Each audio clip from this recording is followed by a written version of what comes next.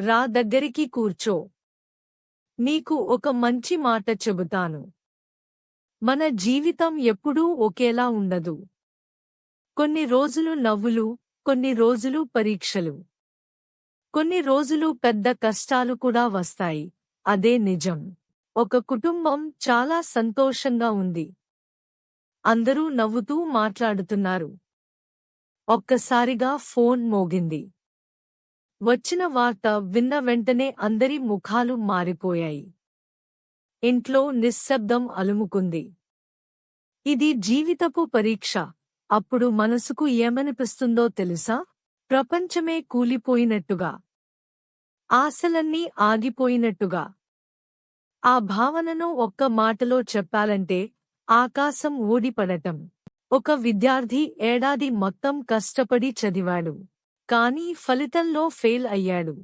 అతనికి ఆకాశం ఊడిపడినట్టే. ఒక ఉద్యోగి ఎన్నో సంవత్సరాలు పనిచేశాడు. కానీ ఒక్కరోజులో ఉద్యోగం పోయింది. అతని పరిస్థితి కూడా అలాగే ఉంటుంది. ఒక వ్యాపారి ఎంతో కష్టపడి సంపాదించాడు.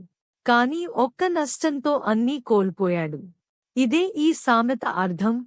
ఒక్క మాటలో చెప్పాలంటే ఇలాంటి క్షణాలలో వాడతాం. చివరగా ఇది గుర్తుంచుకో. కష్టం వచ్చిందని కూర్చోకూడదు. ఏడ్చినా సమస్య పోదు. ధైర్యంగా నిలబడ్డా మార్గం కనిపిస్తుంది. రాత్రి ఎంత చీకటైనా ఉదయం తప్పకుండా వస్తుంది. అలాగే కష్టానికి ముగింపు ఉంటుంది.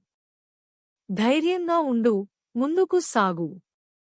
ఈ వీడియో నచ్చితే లైక్ చేసి షేర్ చేయండి. సబ్స్క్రైబ్ చేస్తే తర్వాత ఎపిసోడ్ మిస్ అవ్వదు. కామెంట్లో మీ అనుభవం రాయండి. మేము చదివి నవ్వుతాం బాబూ. ఇలాంటి తెలుగు సామెతలు మరిన్ని కావాలా? లైక్, షేర్, సబ్స్క్రైబ్, కామెంట్లో మీ సామెత రాయండి.